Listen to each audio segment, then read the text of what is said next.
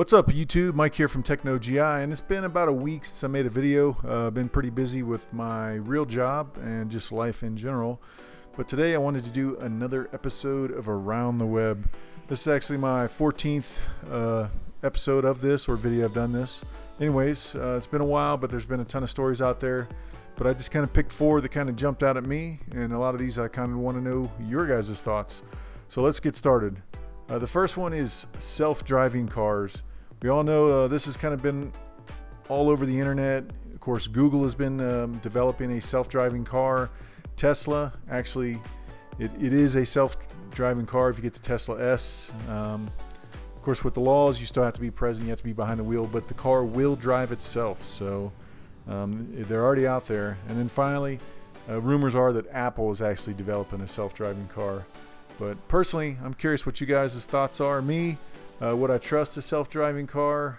Personally, I guess if I was behind the wheel, yes, but obviously I wouldn't allow myself to go to sleep or not be able to grab the wheel and or brake or gas if I needed to. But personally, I think it's pretty cool, and if they are implemented, to be quite honest with you, I think accidents would actually go down nationwide, because most people drive cars nowadays aren't paying attention anyway, because they're usually on their phone or some other kind of distraction. So honestly, I think if we do implement self-driving cars in the future, maybe in the near future, that accidents will actually go down, because like I said, most people, they're in their car but they're not paying attention anyways. So this might help some folks out.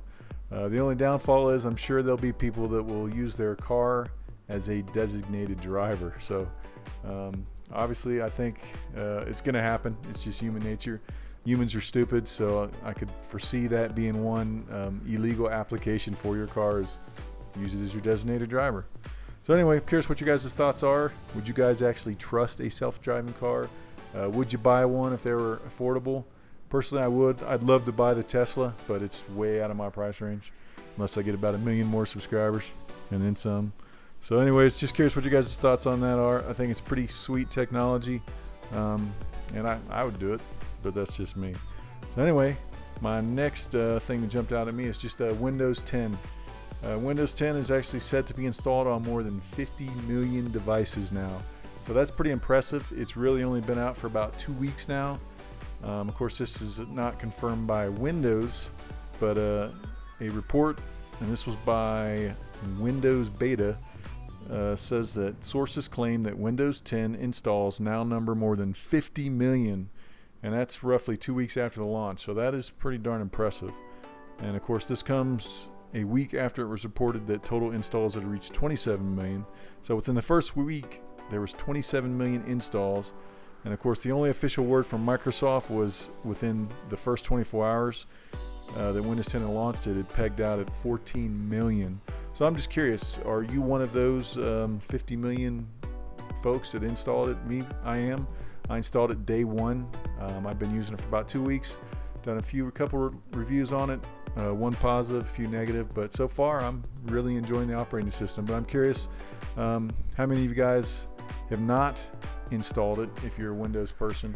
And I'm just curious why you haven't. Is this because your number hasn't come up where you're available to install it, or are you still apprehensive? Like I said, personally, my recommendation is go for it. I think it's a great operating system. Definitely better than Windows 8, and even better than the famed Windows 7. Anyways, so 50 million, kudos to Microsoft. That's pretty impressive. So again, leave it in the comments below if you have or have not, and I'm just curious what is preventing you from installing it. So anyways, and my next thing that jumped out at me is dealing with Android. And there's actually been a vulnerability in the Android operating system that hasn't been fixed. And apparently Google's been kind of saying it has been, but according to this, it has not been fixed. And like I said, a few days ago, a security researcher revealed that up to 950 million Android devices are susceptible to a hack that takes advantage of the platform's messaging feature. And of course, since this time, Google and various OEMs confirmed that they're releasing or will release a fix, and it's called stage fright. Google recently claimed to have patched the bug, but it appears that Google's fix can be bypassed, so the stage fright bug can still be used by hackers.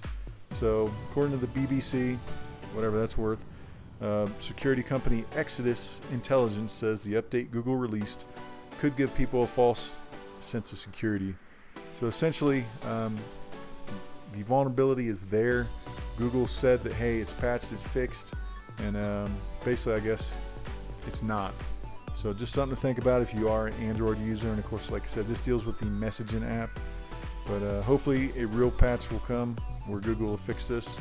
I'm personally not a Android user at the present time, but I have used it in the past, no issue with it. But anyways, if you do own a Google or Android device, there is a vulnerability out there. So like I said, it's called Stage Fright.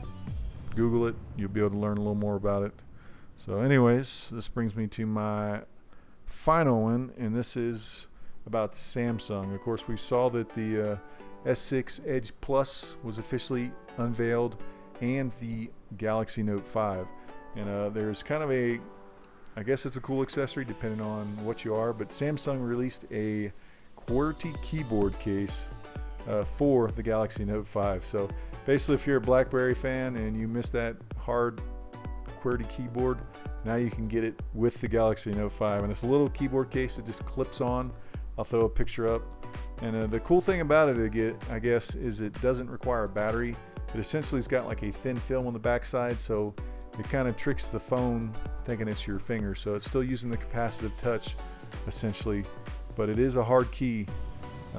So if you miss that QWERTY keyboard, you can get it. But I don't know, I'm so used to using a touchscreen now that it almost feels odd going back to a regular keyboard. But if you own a Galaxy Note 5, or if you plan on getting one and you say you're coming from a BlackBerry and you miss that feature, now you can get it. So it's kind of cool. I mean, it looks like a nice accessory.